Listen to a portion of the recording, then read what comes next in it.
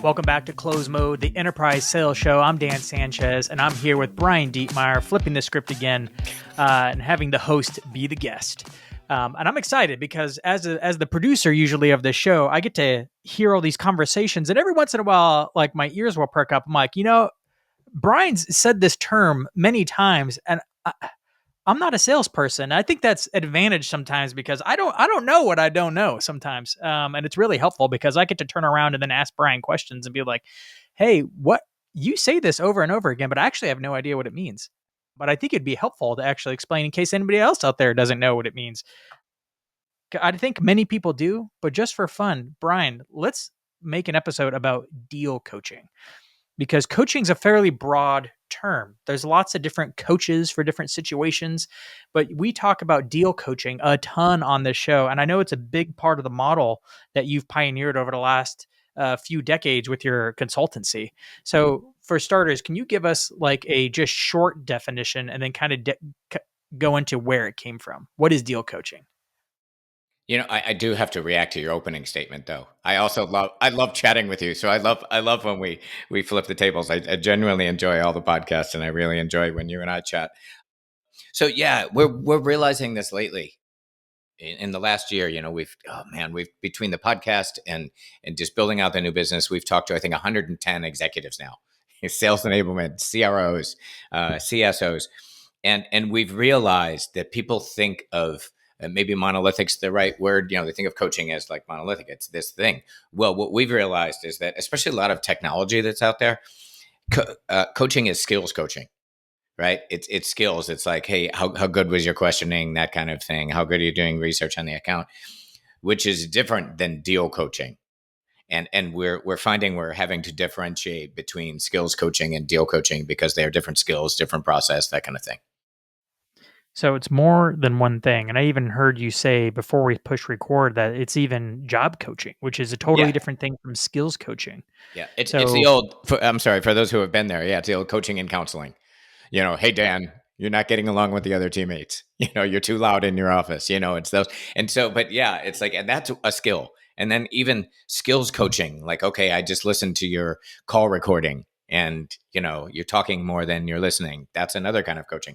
But how do I get this deal closed, and how do I maximize the size and the quality of this opportunity? That's a very, very unique thing that's separate of those other two.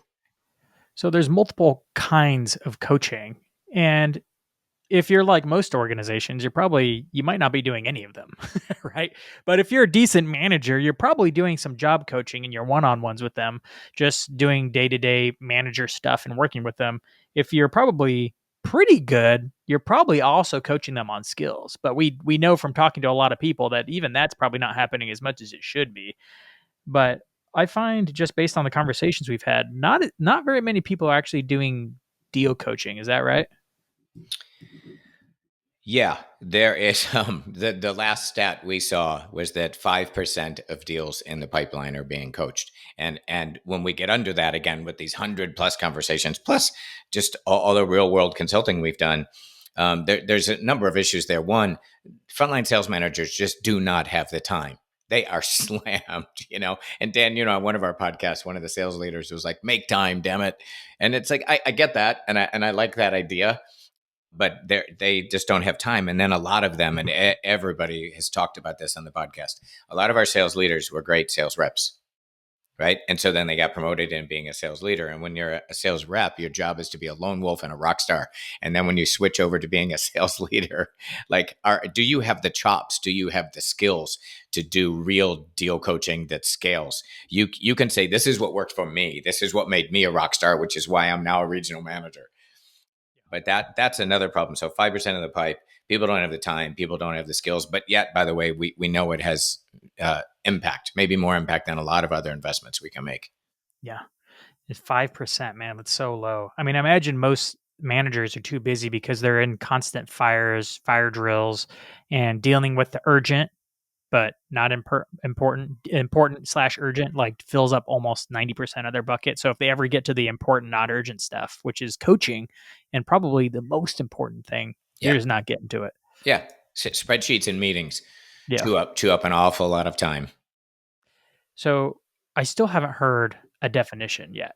What is deal coaching? Because we've talked about how it's different from skills coaching, different from job coaching. What is deal coaching then? All right, this is an emerging definition in my brain. You know that I live, ate, breathed, and slept this stuff in the human services coaching environment for almost 20 years, and now have been doing the same in the AI tech environment. And what I'm realizing is deal coaching, maybe a better definition of deal coaching. It first of all, it's almost more consulting, and I think we should talk about the difference between auditing the work someone's doing and consulting and helping them improve on it. But I think at the highest level, deal coaching is how you execute your strategy one deal at a time. A good coach should be coaching against the strategy, and we can talk about like strategic shifts and how those fit into different stages of the sales process. But to me, that's the ultimate. Coaching is bringing alive your strategy, your ever changing strategy, one deal at a time, in a way that helps us win deals and optimize deals. So that's interesting. To me, it's almost like a bigger picture. Are you doing the bigger picture things that we need to be doing versus skills coaching is the smaller things, the way you handle a phone call or a meeting in Yeah, particular, right? Is a lot of yeah, skills coaching. It's the micro level stuff. Or deal coaching, you're saying is like the macro level stuff happening across multiple conversations. Is it heading in the strategic direction that we want it to go to, using the flow that we want it to go to? yep. Yeah, and there's two pieces. What we've learned over the years, coaching on billions of dollars of deals, is there's process steps, right? And I'm happy to talk about those if you want to. But more importantly, there's data that the coach brings to each process step to almost have a consulting role with the rep, which is radically different than auditing, going, hey, Dan, have you done this? Have you done this? Have you done this? No, you haven't. Okay, go do it. That's auditing. And some of that is necessary. But what's also necessary, one of the biggest parts of coaching, I just did a presentation, a couple of them, at Strategic Account Management Association the last 2 days. And this is what we were presenting, is the data and the insight a coach needs to bring to a rep that aligns with every stage of the sales process, that's going to help them win the deal, and win the deal like at higher margins, or a bigger, fatter solution configuration, that kind of thing. So deal coaching is coaching on the process, not the call. Is It's that a fair yeah, assessment? well, that's a whole nother thing, as we used to say where I grew up, a whole nother thing, which is listening to the call sort of after the fact. That would be, I think those are integrated, because the like pre-call is saying, all right, Dan, this is what we want to be doing. This is the coaching. This is the data we're trying to extract from the customer. Here's the discovery questions that I'm helping you build. Here's the points of our value we want to emphasize, whatever it is. And so that coaching happens up front, and then you go out and execute, and the call recording records it, and then we can go back and coach against that. But without that first step, if we're just listening to call recordings, we're only telling them where they went after the fact. If that it's sort of like a sports analogy would be, we have no practice, we just go out and do games, and then we look at the tape and go, here's where you guys screwed up. But when you Yeah. combine, we're going to rehearse, we're going to practice, we're going to drill, then we're going to go execute, and then we're going to Yeah. debrief. The after the fact stuff, very helpful, but it's debrief. If you're doing deal coaching properly, is there still a need to do skills coaching on top of it? Or are you handling skills coaching in the overarching deal coaching? Yeah, I think some. I wish I could give you a more black and white answer to that one, but I think yes, there are some skills that happen in there, but I still do think there is a need for practice, right? So a good deal coach won't tell you, Dan, hey, go discovery.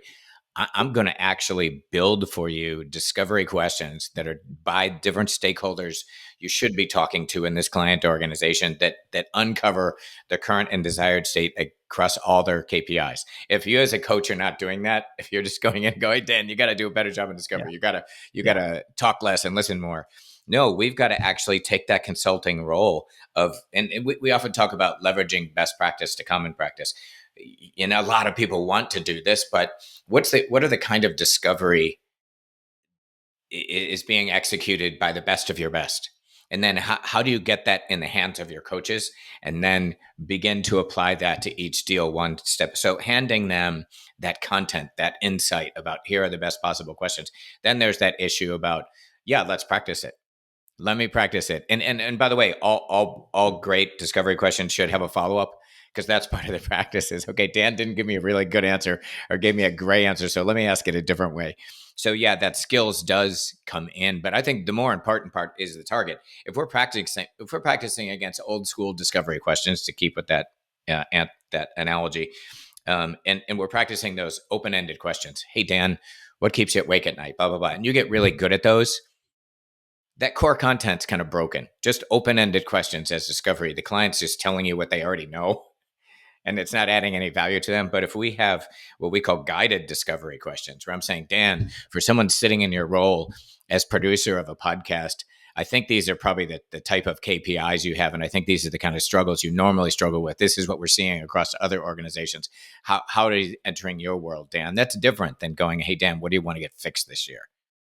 So I hope that makes some sense. So I want to coach against something that's better to start with, the very content that we're out there executing, and then coach against improved content. And most coaches don't think about themselves as bringing that sort of insight. It could even be competitive insight. Hey, Dan, I know you're competing against this particular company right now.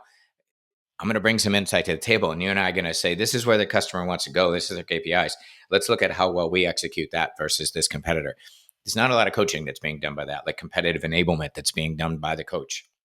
And I think that's the modern coaching, is taking the best practice for competitive enablement, for discovery, for qualification, and getting it in the hands of your coaches. And we should talk a little bit about also making sure it's in alignment with your business strategy. Yeah. I mean, that's the whole point, right? Is you're coaching on the business strategy, less on the individual skills, right? Yeah, So and it's I a great think if I could, Dan, because you know this is like a big thing to me. Let me give you a quick example. So we were talking to an electronics component manufacturer, right? And so their job, they were a contract manufacturer, and they looked and said, you know what, we should get into integrated design and manufacturing, because that's a lot stickier. There's a lot more Yep. money. We're involved Yep. early, and we're a commodity on the back end. So, okay, got it. That's your strategy. So, and this is where a lot of strategy falls down. And you and I did a podcast with one of our guests about strategy falling down. Because the question is, at a really street level, here's what a great coach would do to go, okay, got it. Strategy is now integrated design and manufacturing. Doesn't mean we don't want to do some manufacturing only contracts, but we want to start selling the new thing, which everybody struggles with. And the reps all run back and sell the old thing. So here's when we look at a good coach saying, okay, Dan, I'm coaching you on this deal. Let's start with, who should we be talking to and what conversations should we be having, given that we have this new strategy that also includes integrated design. That's going to impact who we're and by the way, I have that for you. I'm not just asking you that question. I'm saying, here's who we should be talking to.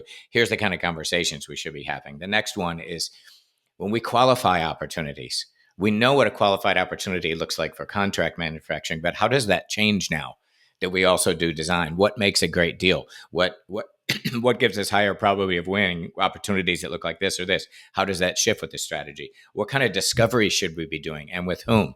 How are we configuring our solutions? And how is that changing our commercial terms? How are we getting, what customer problems are we solving for?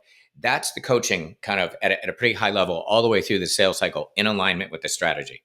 You already know how to sell component manufacturing, but what happens all the way through? And as a coach, I should be coming to you, helping put that new data into your mindset to make that Yeah. shift, to execute the Yep. strategy. And that, to me, in 2024 is coaching. It's executing that strategy one rep at a time, one deal at a time, one sales stage at a time. And oh, by the way, your strategy is going to shift 90 days from now. So we've got to get that in the hands.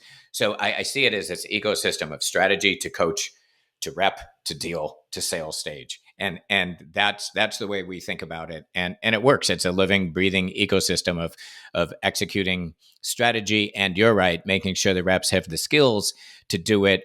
A lot of them do. More importantly, they need the data and the insight. What questions should I be asking? Who do I need to be talking to now?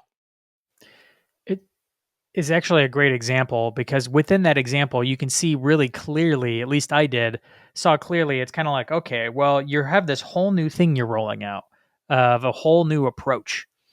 skills coaching isn't going to address it, because even your top performers can run away from Yes. it. Even Yeah. though they don't need more skills coaching, they are highly competent sales machines. Yes. And a lot of times those guys will still run back to the old thing because they know how to do it, because Yep. they're in a habit of doing it. There's something more that you need there. It's not job coaching, it's not skills coaching, it's not even product training, Yeah. because they can be highly capable, like highly knowledgeable about the new integrated thing Yep. and how it works, and still not sell it, because ultimately we've changed the buyer persona, how they think, and how to map their sales know-how, their skills, and their product knowledge to the actual buyer, Yeah. right? So Yeah. fundamentally it's changed. And what I think about when you're saying that, it's the how to, and this is what one of our podcast guests was saying. We announced the new strategy at SKO. It's to sell this new integrated solution, or to move from selling point products to selling our whole suite of solutions. Great. That's where we want to go. It's that next third and fourth level down to how do we get there? How do we get there at each stage of the sales cycle? What words need to be coming out of my mouth? What data do I need to be collecting? How am I now competing in the marketplace versus Yeah. traditional competitors with Yeah. this new strategy? That's where it falls apart. And there's just sort of this wing and a prayer, I guess, of like, okay, well, the sales guys are just going to go out and sell it. The sales girls, salespeople. And the reality is that most people will say, no, most of us are going to fall back on Yeah. selling what we know. But if they're Yeah. given the tools and the insight, and in these coaching sessions, it's like, oh, that's who I should be talking to, and these are the questions I should be asking, and this is our new competitive position. These are the new KPIs we impact in the client organization. All of that, it really is the data, and I think that's the part that people are missing. There's like a consulting. You and I were talking before this podcast about even redefining coaching, because it brings up a thing in people's minds. It's almost more like consulting to me, that a good deal coach is definitely not an auditor only. A good deal coach is a business consultant bringing insight to you as a rep on how to move through each stage of the deal cycle, against the company strategy, not generically how to do it, but in context of what the hell are we trying to do in 2024 in our company? What moves are we trying to make? What leading and lagging indicators are we going after? Well, the difference between a consultant and a coach to me is a consultant tells you what to do, and a coach will ask you what you need to do Yep.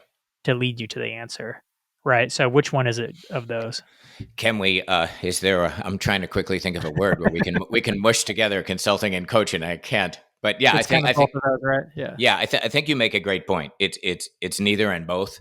And there's probably a new moniker out there for doing it in this way, because it's, or we just simply redefine the existing one, which is probably better deal coaching. This is what modern deal coaching looks like. It's executing the Yeah. strategy, bringing the data and the insight reps need to execute the strategy one sales stage at a time. And by the way, the good news about this is once you have that data and insight that tracks with the strategy, tracks to each stage of selling, it's not that it's not super easy, but it's not super hard to build it out. But now you hand it to 15 or 20 coaches in your organization who are coaching 200 or 300 deals over the next year, and you're using that over and over again, and you're getting organizational learning to say, oh, we need to adjust, the qualification criteria, or we need to adjust these discovery questions we're pushing out there because Johnny or Susie is kicking butt in the New York region, and we just learned some stuff from them. So let's get it into the coaching. Well, I'm fine. I'm glad I finally asked the question. Sometimes I feel dumb asking these questions, but I've learned a ton about deal coaching now and how it fits into the whole scheme of coaching around, or how it's different from skills and job coaching, and how it fits into the overall strategic picture of essentially a go-to-market motion. Yep.